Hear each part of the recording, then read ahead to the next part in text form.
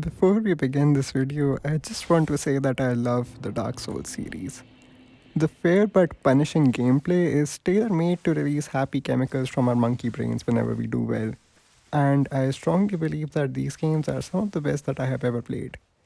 And that is why, when I saw all the hate surrounding Dark Souls 2, I still went into the game expecting to be wowed, to eventually make a video defending the game and placing laurels on what I imagined to be a misunderstood and underrated Souls title. Little did I know that I would be launching my own diatribe against the game. Now, you have to understand, I did not want to hate this game. I went into it expecting to come out the other side championing yet another phenomenal game from FromSoft. But as I defeated the final boss for the first time, anticipating my next two runs through the game required to get the platinum, I wasn't excited to start an all new playthrough with the knowledge and weapons I had acquired along the way. No, I looked with dread upon the arduous journey still ahead of me, hating the very monkey brain that makes these games so fun to play. The brain that forced my hand and made me fulfill my desperate need for achievement through literally obtaining every single achievement in the game. Okay, I think that's enough pandering. Let's get into the video. I'll start by talking about the things that I actually liked about the game because there are a fair few of those. Then I'll tell you about my first journey through Drangleic, thoroughly lambasting the game along the way. I think I'm already coming across as really harsh. It's just that I really wanted to like this game despite everything I had heard about it, and it is so unfathomably flawed that I just can't bring myself to take a more neutral tone, even though the game is honestly a mixed bag. I think that the most frustrating part is that there's just enough good stuff here that it could still be fantastic. But at the same time, to reach its potential, it would need some fundamental gameplay changes. Let's get into the proverbial silver lining. First off, this game's atmosphere is at par with the other Soulspawn games. In fact, this game terrified me in a way that no horror game has ever managed to do before. I also appreciate that it tries to prevent the player from using the same circle strafing, backstabbing tactics they might have used in Dark Souls 1, even though this is a bit of a double edged sword as we'll find out later. The lock on system also allows for specific limb targeting, and this is a fantastic addition, and it honestly works really well when you go up against some of the larger bosses. The NPC questlines are some of my favorites in the Souls series, particularly since you need to summon some people multiple times before you can finish their quests. I generally steered clear of summons, NPCs or otherwise, but in the context of NPC quests, they helped me build a closer relationship with them because I had seen them in action and had fought side by side with them, desperately trying to finish the bosses before they finished my companions. The tutorial area of the Things Betwixt is also pretty good, since returning players can simply skip all the tutorials and get right into the thick of things if they want to save time. The Drangleic Castle is simply gorgeous, and I found its towering spires to be more captivating than Anor Londo even. Crown of the Old Iron King is also one of my favorite locations from the Soulspawn series as a whole, even though it is bogged down by the copy-paste Smelter Demon boss and the run-up to that boss. The option to respec your character is also appreciated. It allowed me to try a mage build for the first time in any of these games, and yeah, it wasn't really for me.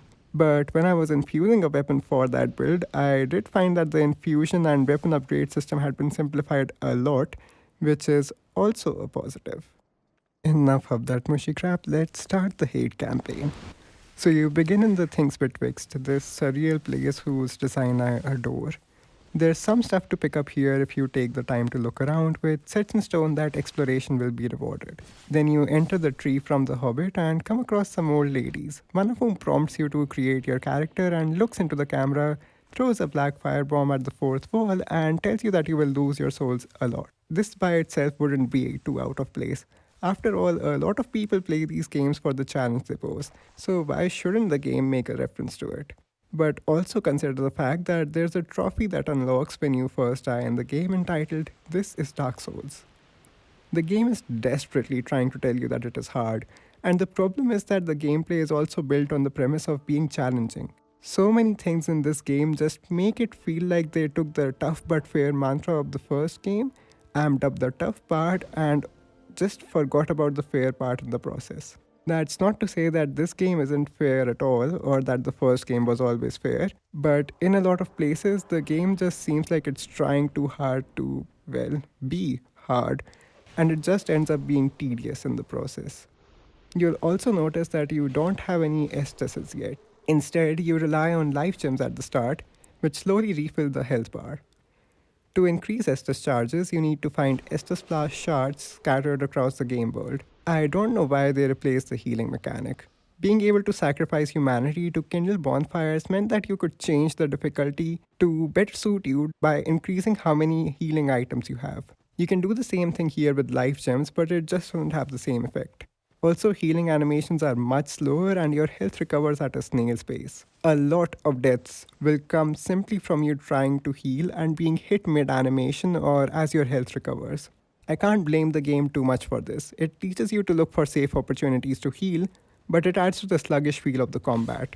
The restricted healing also means that the game is so much harder for newcomers than it needs to be. Another way that it does this is by decreasing your max health when you die. Each time you die, a small portion of your health pool is depleted. Die enough times and it will be capped at half its full capacity. Now, I know that Dark Souls 3 also has this thing where you get additional HP when you are in an embered state. The issue is that in that game, it feels like you have a special bonus when you get extra health. And not like the game hates you and your family and is purposely making life harder for you. Also, if you keep dying, it'll summon Forlorn, an invading NPC that you have to deal with along with all the other enemies that are already preventing you from making progress.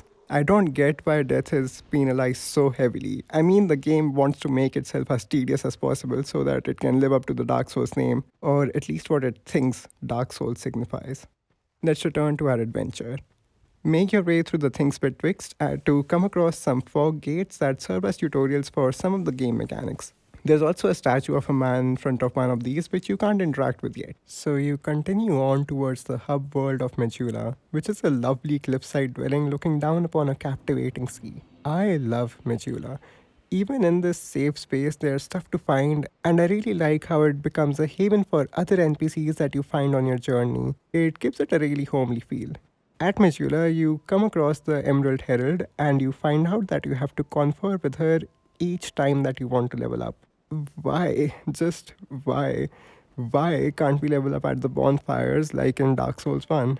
I know that most Soulspawn games need you to approach an NPC to level up, but it just adds to the tedium. Leveling up at bonfires prevents you from having to sit through 2 loading screens, and I don't understand why it isn't main place in these games. Alright, anyway, from Machula, you have a few routes that you can take, and again, this non-linearity is great. What isn't as great is how it is approached. While in Dark Souls 1, most areas loop back to the Firelink Shrine in some way, in this game, each path you take will lead to a dead end somewhere down the line. That interconnectedness is gone, and this is true for each independent area as well. Thankfully, the game offsets this change by granting you fast travel right from the start. A lot of people criticize the game for this change in level design, and I see why.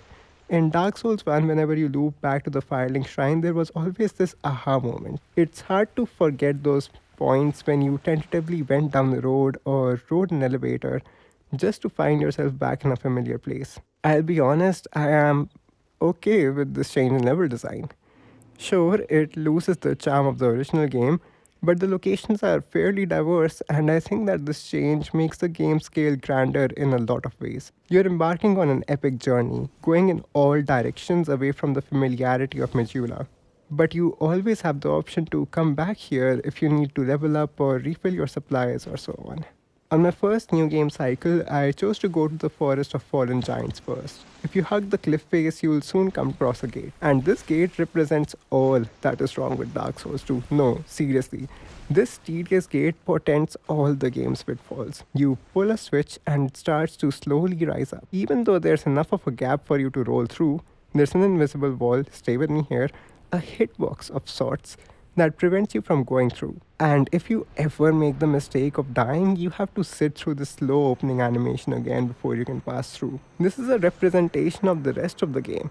The combat is slow, the hitboxes are unfair, and death is severely punished. We'll start with the first of these issues, the slow combat. Suppose you didn't fall asleep when the door was opening. You'll now find yourself in a forest area with a small river passing through. Depending on how cautious you are, either an ogre or a hollowed enemy will attack you, and you'll start your first proper fight of the game, and quickly realize how sluggish your movements feel when compared to the previous games or the games that have come out since. Now, a more slow, meticulous, and tactical approach to combat is not a bad thing.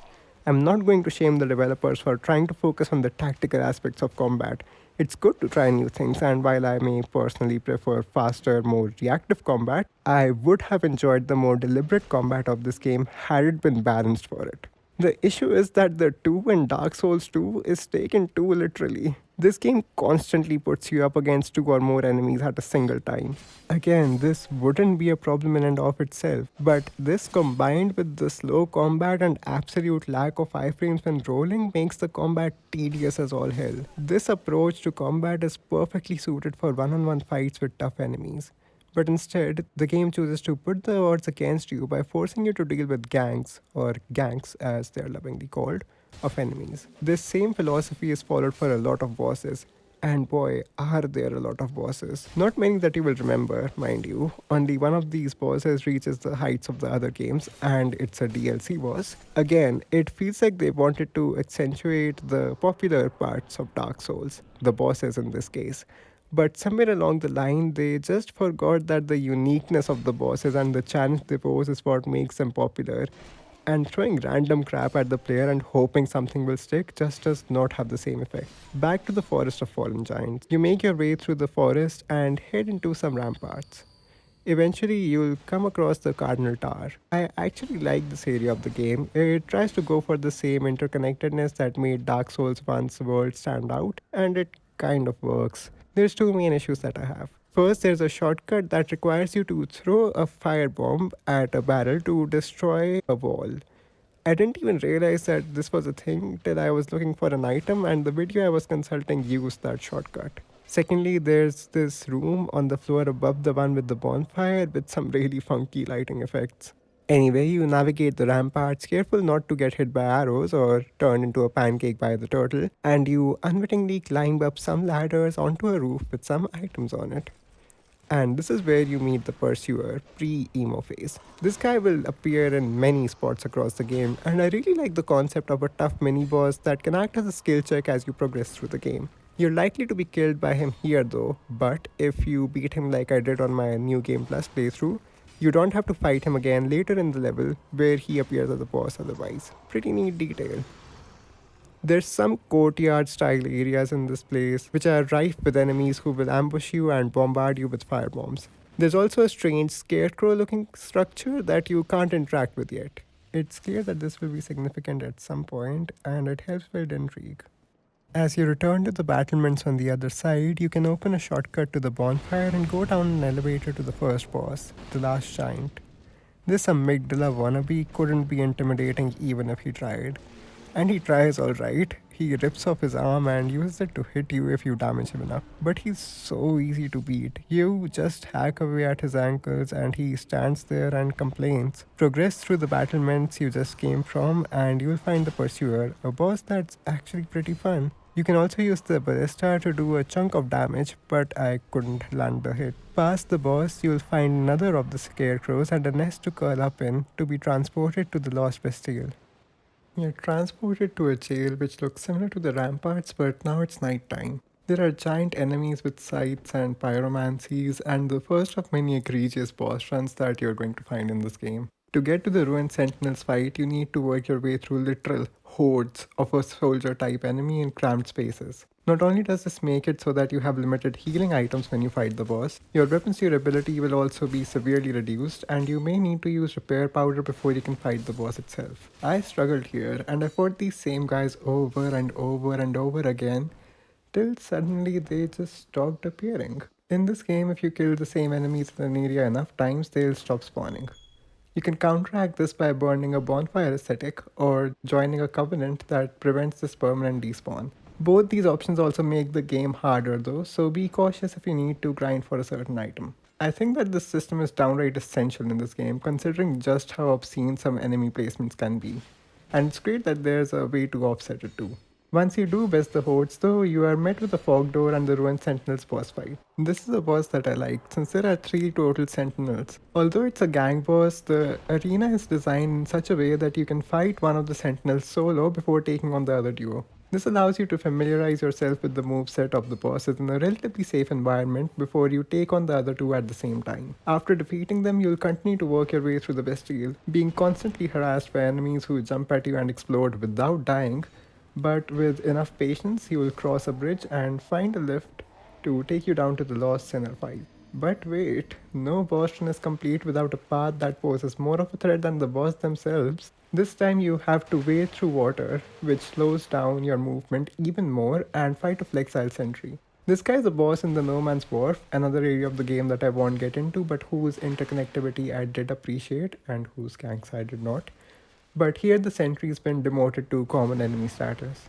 Since it isn't enough to put a mini boss before the actual boss, there's also these explodey boys who will make the fight with the sentry ridiculously frustrating in case you aren't careful. Now, here's 2 other cool things that the game does that are conceptually great, but screwed in terms of execution.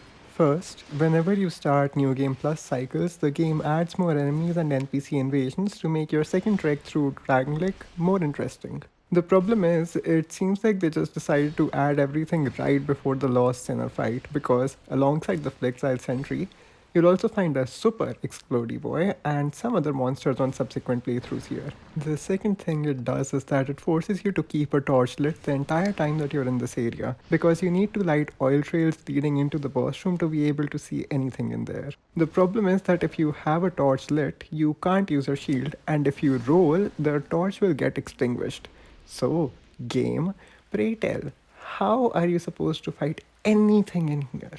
Anyway, once you get through this log fest, the Lost Sinner is a decent fight. The Sinner is nimble and they'll keep you on your toes, but it's nothing too special. That is, till New Game Plus. Remember how I said that the game decided to add everything right before this boss fight? Well, I was wrong. Not only did they decide to ruin your jog to the coffee shop, you better believe that they overturned every table at the Starbucks as well. In New Game Plus cycles, 2 pyromancers will jump down and hit you with barrages of fire spells as you try to fight the Lost Sinner. But let's suppose that you have the patience of a saint, or that you're on your 10th broken controller at this point and you decide that there isn't nearly enough pain and suffering in this world. What horrors will we subject ourselves to next? Return to Machula and set off on the path through what appears to be some gutters, and you will find more doors that open slowly, and also Heidi's Star of Flame. I don't know how this place is logically connected to Machula, but I am willing to excuse it because of how picturesque it looks. It helps that the water graphics in this game seem to be way ahead of their time. So this area looks phenomenal, and it has giant enemies with deliberate movesets who pose a fair challenge. How do we mess this place up? Well, for one, the boss fight against the Dragon Rider is nothing too special. But it's not particularly obtuse either. No, the most Dark Souls 2 part of this level is the walk up to the Dragon Slayer boss fight opposite the Dragon Rider's arena. To get there, you have to defeat this annoying as hell dragon. The platform that the dragon is on is tiny and it breathes fire as you approach. Get hit by the flames and you'll likely die. And if you don't, you have nothing to worry about because the scary Calamite wannabe will fly into the air and breathe fire down on its tiny platform, killing you unless you run off the platform really quickly. Doing so is also risky because you might just fall to your death if the flames so much as graze you. The Dragon Slayer fight that this dragon protects is also only special in that it allows you to enact retribution on one half of Anodondo's power couple. The real reason why you came to the tower in the first place was to talk to an NPC, Licia, who can use a device to rotate some arches back in Machula to open the path to the next area, Huntsman's Corpse. Huntsman's Corpse is a decent enough area with one major caveat. This place consists of caves and an open forest, exploring which will reward you with a bunch of random items. Explore too much though, and you will be rewarded with nothing but pain. See, if you follow the straightforward route to the Skeleton Lord's boss fight, you won't ever have to deal with the likes of the Executioner's Chariot and the path leading up to it. Oh, how I envy you! You with all the brain cells that I lost trying to get to this damn boss fight.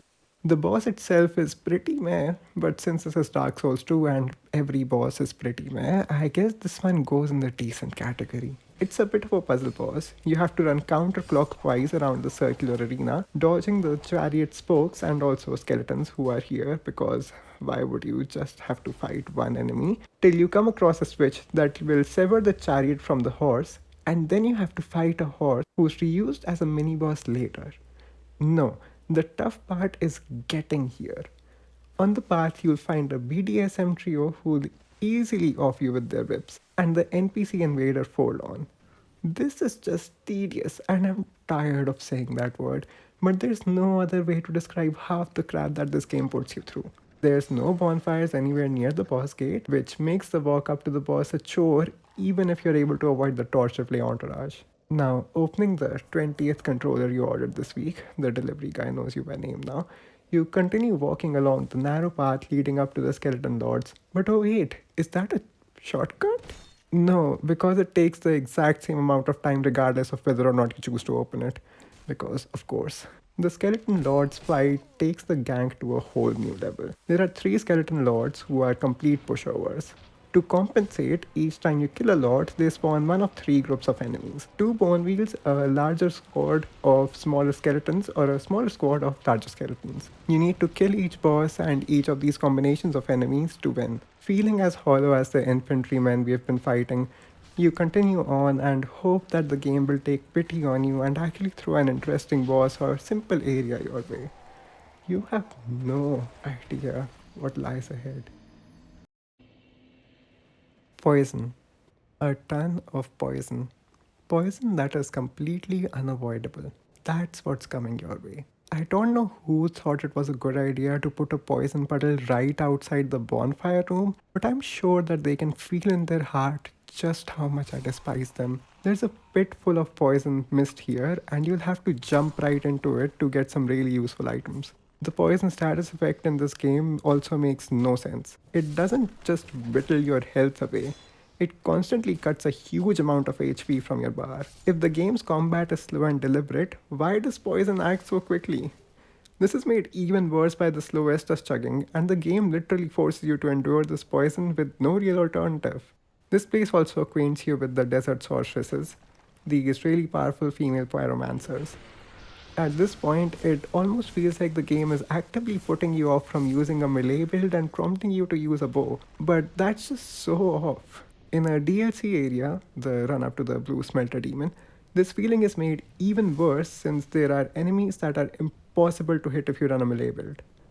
Sometimes it just feels like you are being turned off from being a pure melee player, even though these games taught extensive character creators and each build is supposed to be equally viable.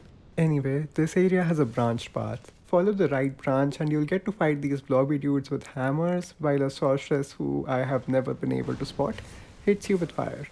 There's more poison on the lower floor of the building you find yourself in, but that's nothing compared to the truly wild boss that you're about to face, the Covetous Demon. What do you do when you run out of ideas for bosses but need to fill a quota because someone decided that this game needed more boss fights than my soul memory was during my 3rd playthrough? The amorphous blob of a boss that is the Covetous Demon, that's what.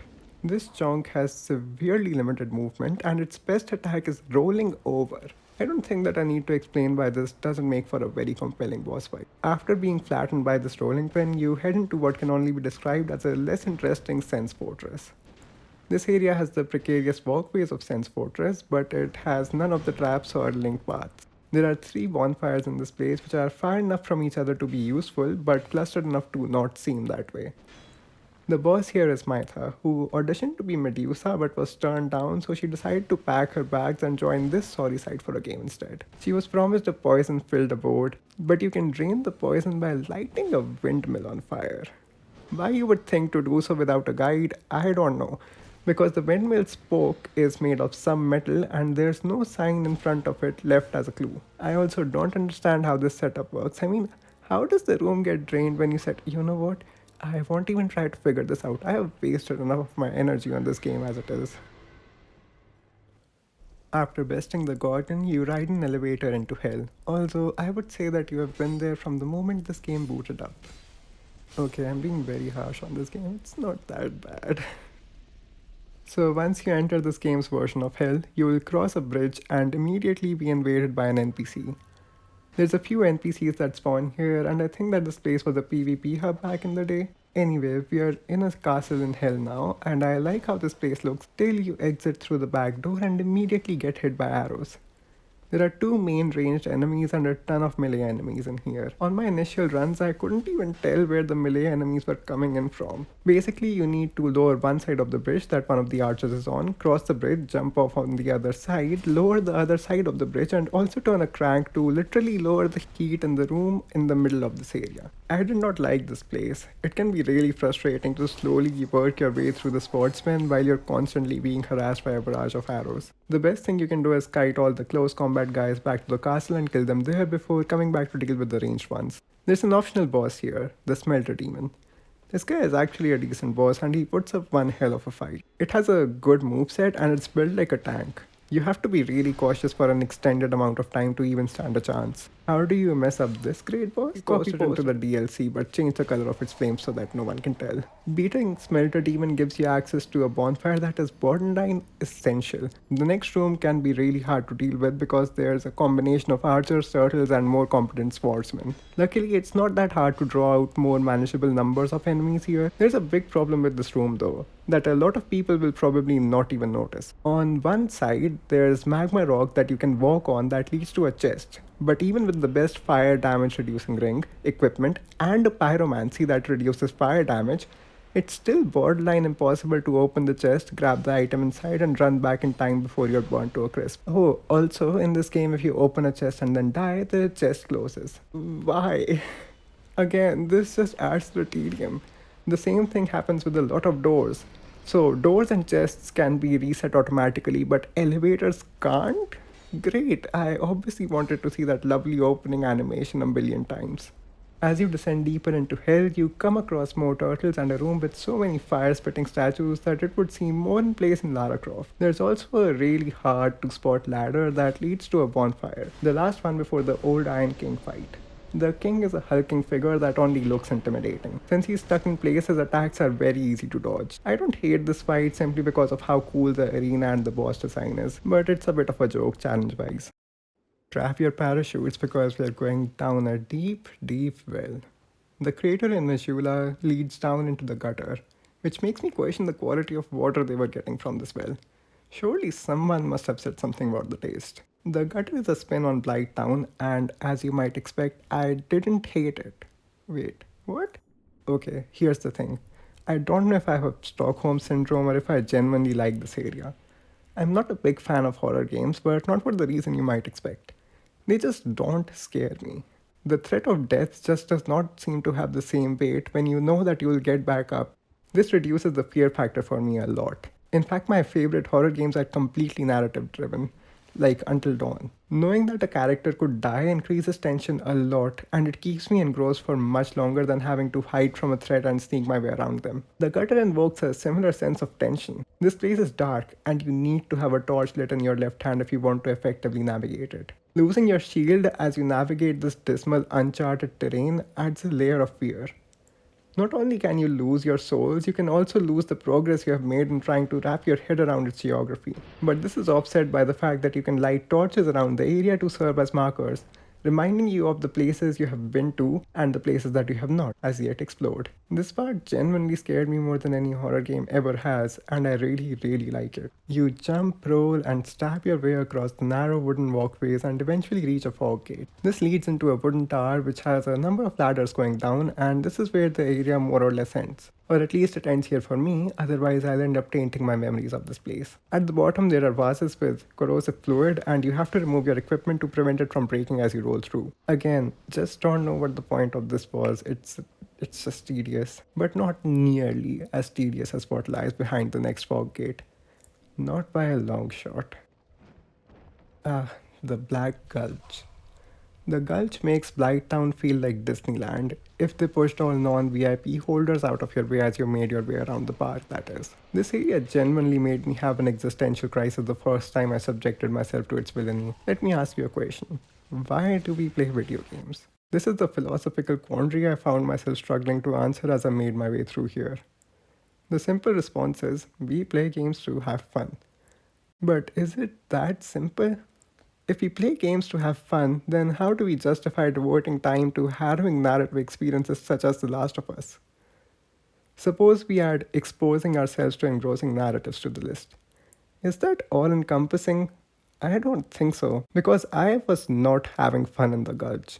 And there wasn't a masterfully crafted narrative arc waiting to fulfill itself in the trenches of this wild place either. Maybe we play games for the promise to have fun. Maybe a part of me was still hoping that Dark Souls 2 would pull a 180 and turn into the game from my dreams. Maybe that's why I trust through this place, being chewed up by darksuckers, invaded by cavemen, while being constantly poisoned and staggered by spitting statues that needed to be destroyed each time I tried to simply cross the millipede-infested stretch of this miserable area. Maybe that's why I fought the great mighty Wu before being transported back to Machula. Needless to say, just like Alice, I'll never be the same as I was before I hopped down that hole way back when.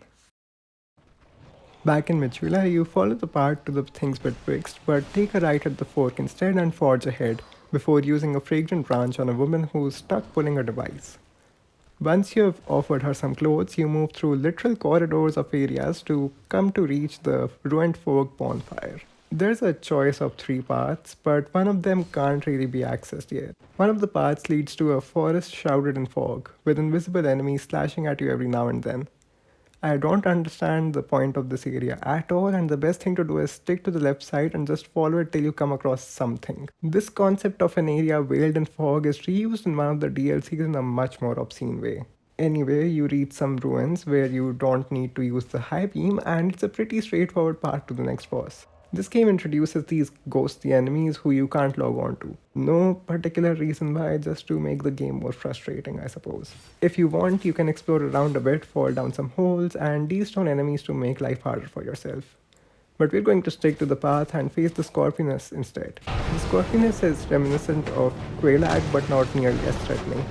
She uses magic for long-range attacks and her pincers at close range. Pincer attacks leave her vulnerable for quite a bit of time. She can also burrow into the ground and attack you like a very violent jack in the box. But she's a simple and fun boss fight.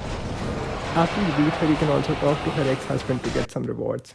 He didn't want to pay alimony anymore, so he's glad you got rid of her. By defeating her, we gain access to the Door of Pharaohs, another transitory area. If it feels like I'm rushing through these places, it's because there's really not much to say if you're just following the main path. These levels follow a fairly linear path and each just blends into the other. The Door of Pharaohs doesn't even have a boss fight. Well, it does, but it is optional and I highly recommend you skip it. The optional boss is the Royal Rat Authority, one of the 2 rat-themed bosses and the more mechanically interesting one for sure, but also the more frustrating one. Since the game won't let you fight anything one-on-one because more enemies make the game tougher and thus more interesting, this boss fight has you fight a couple of smaller rats who can be a handful by themselves, while also fighting a giant rat who functions similarly to Sif from DS1. This fight is infuriating if you aren't able to take out the ads before the main boss comes to fight you. They'll take you down in no time, and the big boy does a lot of damage himself. I truly despise this fight, but again, it's optional. The Brightstone Cove also starts off as a fairly linear level with an optional enemy encampment on one side and an avalanche-prone cliffside on the other, but after you kill Prowling Magnus, who is just a joke of a gang boss, you descend into a pretty complex area. This level is pretty big with a lot of stuff to explore. After taking a zipline to the opposite cliff face, you can go right and into a sinkhole circled by buildings and mazes, or you can go left and through a building into what appears to be a street lined with houses towards the boss. There are a lot of spiders in this area and their design is really unsettling. I got the heebie-jeebies when I saw these arachnids for the first time. Once you have killed the hordes of spiders and Spider-Man, not that one, you cross a bridge that's surrounded by spikes into a room with, oh my god, why are there so many spiders here? I should mention that the spikes hurt you way less than the poison effect does, which is just hilarious. Also, in New Game Plus, there's an NPC invasion once you enter the room with all the spiders, which doesn't even pop up. You're ambushed by a tough enemy who simply wasn't there a moment ago. But once you've made it past all these hurdles, you open a door and climb a ladder to a bonfire. Is what I'd like to say, but this game hates you, so it makes the boss run as tedious as possible.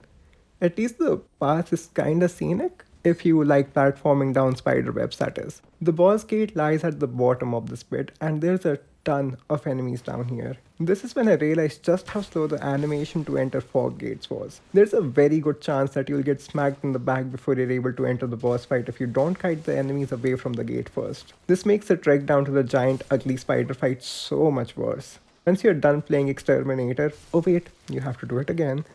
The boss is a giant spider with two heads, but again, what's the point in making a boss more interesting if we can instead have ads who swarm you to death before you even get a chance to look at the boss? It's not so bad this time because you can take a torch into the arena to keep the smaller spiders away, but again, rolling isn't as effective unless you level up adaptability a lot, and those who rely on their shields will have a tough time here.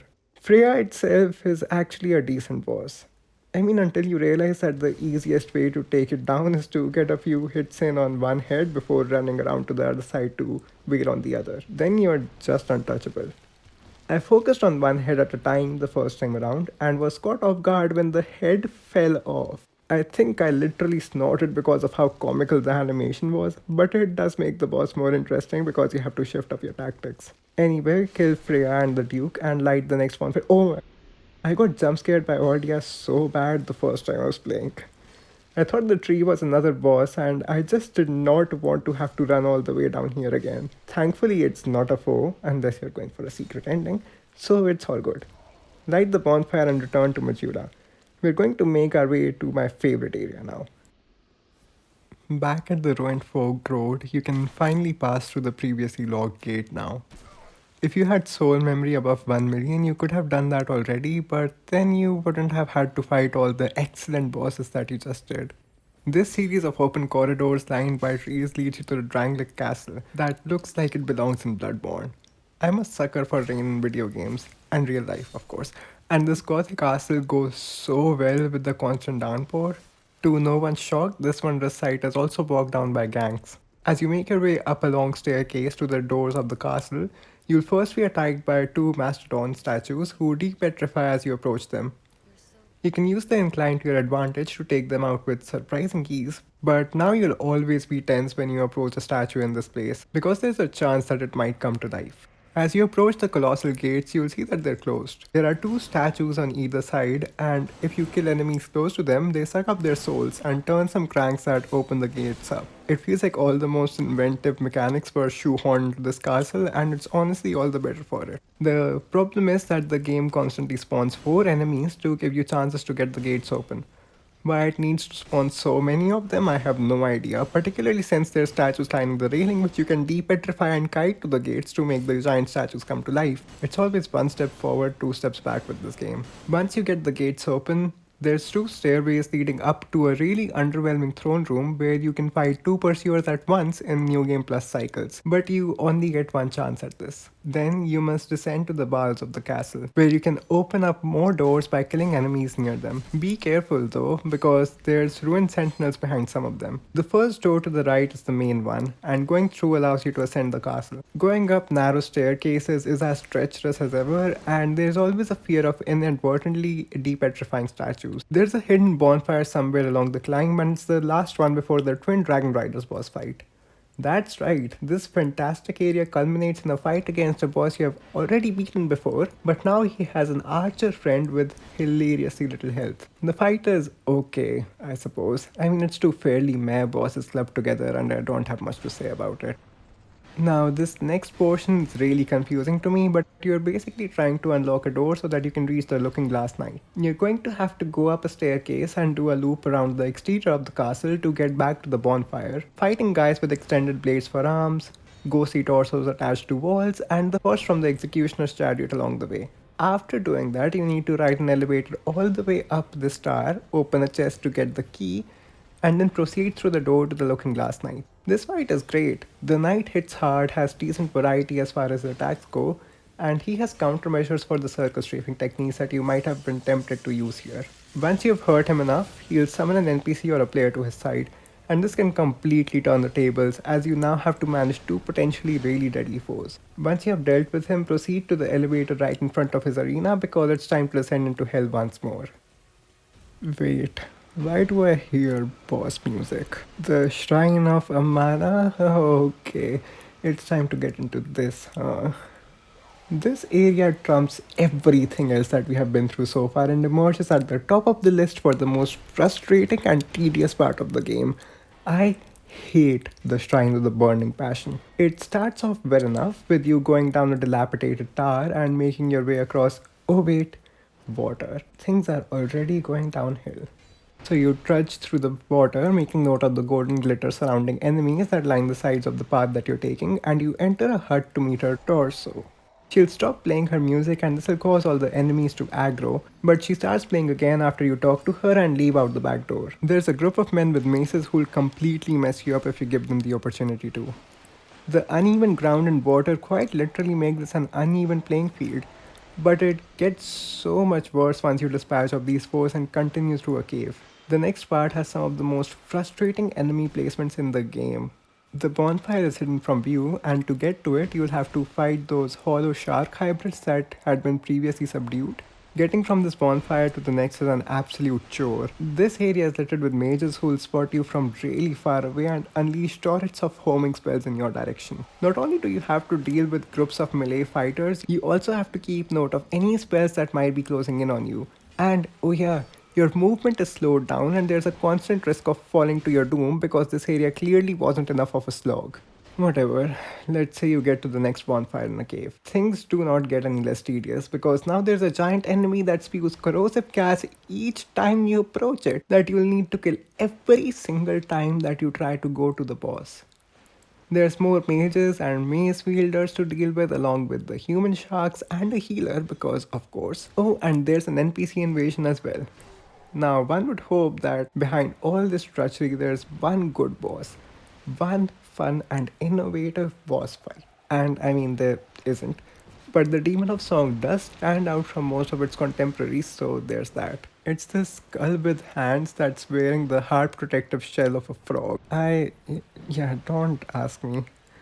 Kermit will zip up his onesie from time to time, and the only way to damage him is to hit him right in the face. This means that you need to be able to successfully counter each of its attacks, which can be challenging, particularly since he hits like a truck. This fight isn't that hard overall, and this boss is just slightly above the meh category for at least trying to do something new and standing on its own without needing any ads. I am happy to report that after the controller smashing aggravating mess that is the Shrine of Amana, it does get better. The Undead Crypt introduces these enemies who stand with giant shields and block your path, easy to dispatch of but still an interesting design. Carrying a torch in this place is a bad idea since it will cause enemies to swarm you and kill you quicker than you can light a match. This place is lined with graves that must be broken for you to progress. But be careful since there are bells in here that, when rung, will summon really strong apparitions who look kind of like dementors. Watch your step and follow the fairly straightforward path once more and you will unlock a shortcut to the boss fight. Look under the staircase leading to the bridge up to the boss and you will find a bell and some weaker foes who will crawl out of the ground ready to ring it. Allowing them to do so will result in apparitions being spawned along the edges of the bridge, making life harder for you. I'm fairly ambivalent towards this mechanic. It's novel, but it doesn't really add much in my opinion. In front of the boss, you get to fight the Dragon Rider again. There was an optional Dragon Rider encounter in the shrine too. This means that there are a total of 5 Dragon Riders to fight in this game. The first was the dual boss fight and 2 of these mini bosses. The enemy isn't even tough or interesting enough to be repeated so many times. Why even make it a boss in the first place if you were just going to place it in every area that was getting too monotonous? Whatever, you fight this guy again and enter the arena to one of the more interesting bosses of the game. Velstad wields a huge, hard-hitting metal hammer. It also allows him to cast dark magic which will kill you just as easily as a blow or two from his golden stick. The key is to keep close to him. His attacks are deliberate, so you should be able to shield yourself or roll away from them. It's a pretty fun fight overall. The room adjacent to Velstad's contains an optional boss, Vendrick. He'll be mindlessly walking around the room right now, so we can take the King's Ring and get out of here. I'll talk about Vendrick here because I'm not sure where else I could talk about this fight. Your attacks will feel like pinpricks against this guy till you go through some giant memories which we'll get into later, and at that point his defense will decrease. He's still built like a tank though, and he hits really hard. Each of his moves has the potential to kill you or completely deplete your stamina bar if you're blocking. Mechanically, this boss isn't that interesting at all. He just hits hard and stays up longer. That is just, say it with me, tedious. But if you want the secret ending, you have to kill him. This will let you fight the flaming hot tree at the end of the game. Completely optional though. For now, we are going back the ruined folk road and taking the final fork. This path leads to Aldias Keep, a visually intriguing area. Right as you enter the keep, there's a giant skeleton of a dragon restricting your paths. The way up is fairly straightforward, just use the left staircase. There's a giant basilisk at the top, again pretty easy to kill. Continue on and there are monsters in cages, and you just know that these cages are going to break at some point. There's also paintings on the wall which have enemies hidden behind them. Pretty funny, but you can completely miss these. In a room to the side, there's a fairly obscure bonfire halfway down a staircase. It's a pretty important one too. And now we're going to approach one of the most devious and notorious enemies in the game. There's a door at the end of the corridor and there's an ogre behind it. You can see this guy if you spy the little vent above the door. It'll break through the wall when you approach and completely zap your health if you open the door like you're expected to. What's more egregious than this is that there's an ogre behind the next door as well, and there's no vent to warn you of it this time. Unfair. That's the only word you can use to describe this. It hasn't been established that ogres can break through walls, yet these two have no problem doing it. Their huge health pool also makes the boss run a pain, but they're easy to roll past. The next boss arena might be my favorite in the game. You're fighting a dragon in a giant cage suspended between towering rock formations. How cool is that? The dragon you're fighting it's a fun fight, but it's just not a very challenging one. The dragon will throw a temper tantrum as you bite its ankles, but attacks involving its chicken legs have a huge wind up and they're really easy to avoid. Since it's a dragon, it naturally breathes fire. It has one attack where it rises into the air directly above you and breathes fire down at you, which can be kind of hard to avoid if you don't break lock on and start running in time. It can also hang from the walls of the cage and throw fire at you from up there. These attacks are generally easy to avoid. Just run to the opposite end of the cage and you'll be golden. Players with reliable ranged options will be able to finish this fight in no time. Once you're done, just exit the cage and ride an elevator up to what is one of the most visually stunning areas of any of these games. The dragon Aerie is awe-inspiring, with a pure sense of just scale and vertigo. The dragons that you can see flying in the distance just add to the fantasy charm of this place.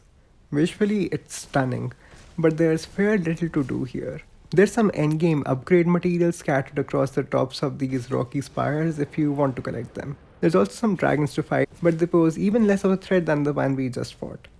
In my experience, they only ever used their legs or necks to attack, and didn't really use any fire attacks at all.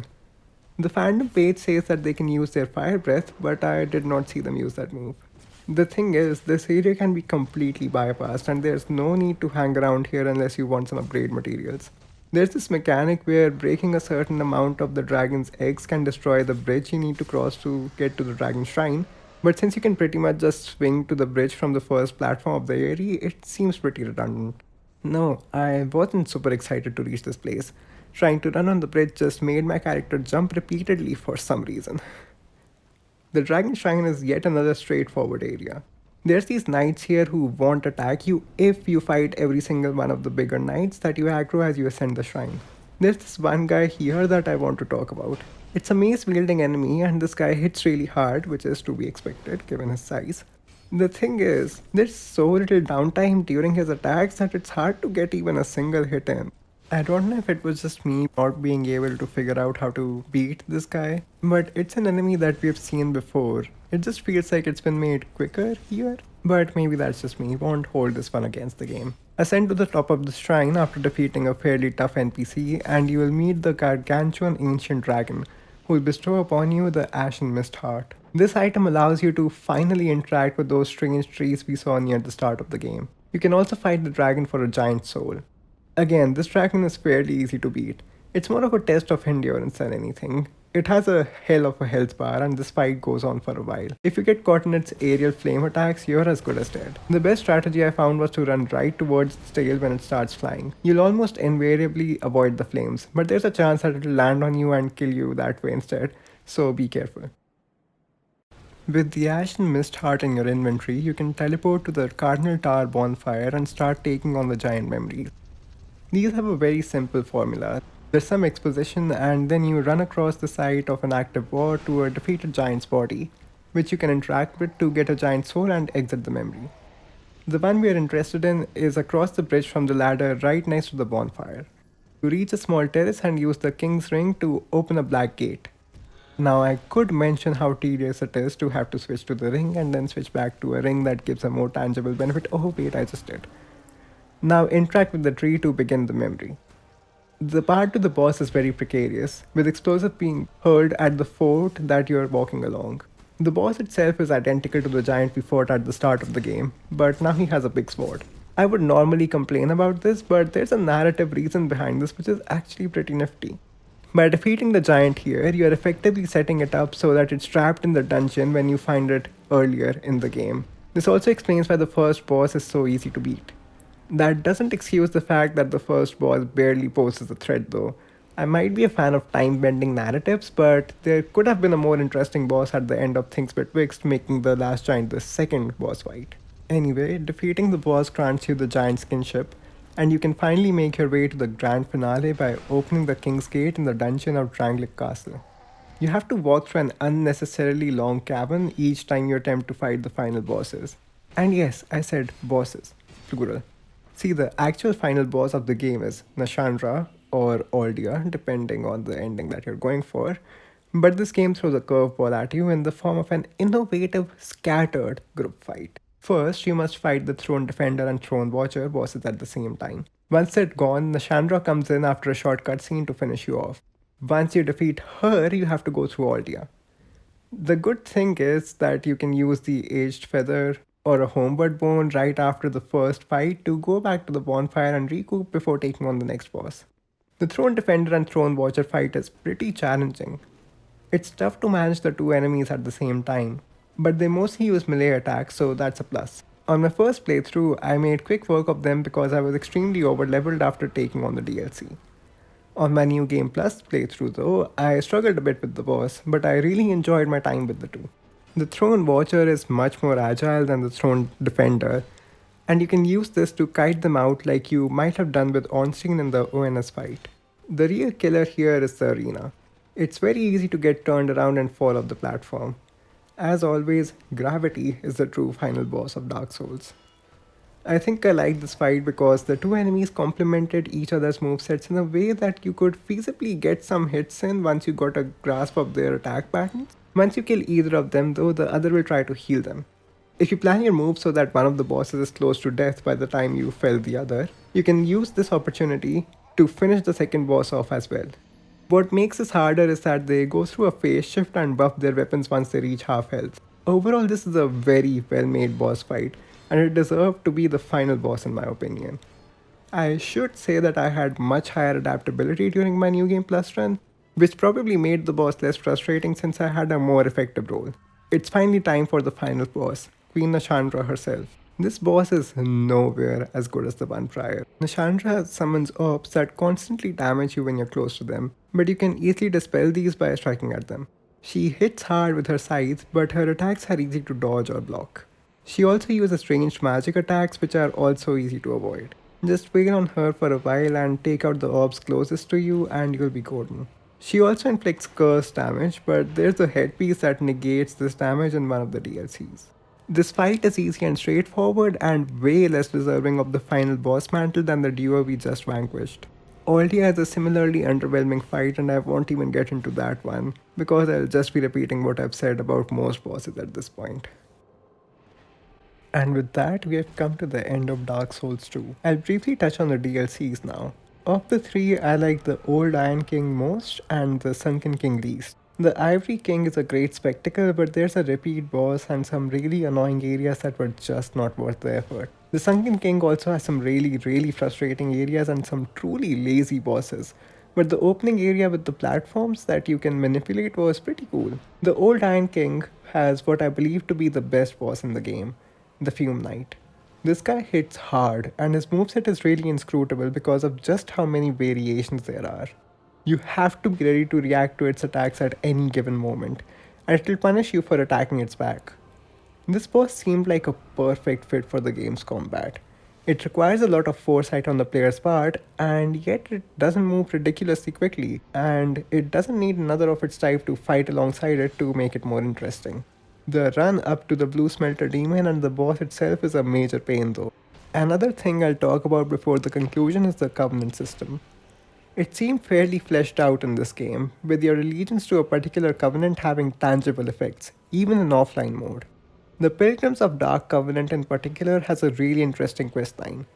You need to find this one guy at 3 separate sites in the game, and then take on each of these mini dungeons which house some unique NPCs. What's of real interest here is the Dark Lurker, the boss that you get to fight after finishing the third of these dungeons. It starts off as a one-on-one fight before the boss splits into two. It's another gang boss, but a really challenging one that punishes greed and rewards patience. The attack patterns of the two halves complement each other really well depending on your relative distance from them. You need to be aware of both at any given time, and keeping logged on to one will likely result in you being surprise attacked. Patiently waiting for their moves to line up before going in for a few hits is challenging and rewarding. I don't know how well this boss is balanced from a pure attribute perspective, since it seemed to have a lot of health despite me being severely overleveled at this point. Still, it's my second favorite boss in the game. To conclude, I hate Dark Souls 2. Okay, alright, it isn't that simple, I'll accept it, there's a lot to like in this game. While I hate the constant ganks, the sluggish combat, the abundance of mediocre bosses, and areas such as the Shrine of Mana that can just do one, I still love quite a few areas of the game, such as the castle and the Aerie. The Dark Lurker and Fume Knight prove how fun this game's combat could be if the player is put up against the right kind of enemy. Still, personally, I think that the negatives far outweigh the positives. At best, Dark Souls 2 can be exhilarating, a sample of the most deliberate combat system we have seen from FromSoft. At worst, though, and believe me when I say that it is frequently at a low, it can be infuriating, tough, but rarely fair. Again, the most deplorable part of all of this is how, right below the surface, there's a much better game just waiting to be made. Reduce the quantity of bosses we fight and focus on the quality, remove adaptability and make rolling more useful right from the start, and reduce the amount of groups of enemies there are, and this game will immediately start to feel so much better. And again, your enjoyment of the game will completely depend on what you like about the Souls games in the first place. But for me, Dark Souls 2, even packaged as the Scholar of the First Sin edition, is a deeply, deeply tedious experience that nearly caused me to hurl my controller at the wall on multiple occasions. And I rarely felt that sense of satisfaction that the other Souls games give me. And that's without me even getting into the 2 extra runs that I had to do to get the platinum. Emotional damage!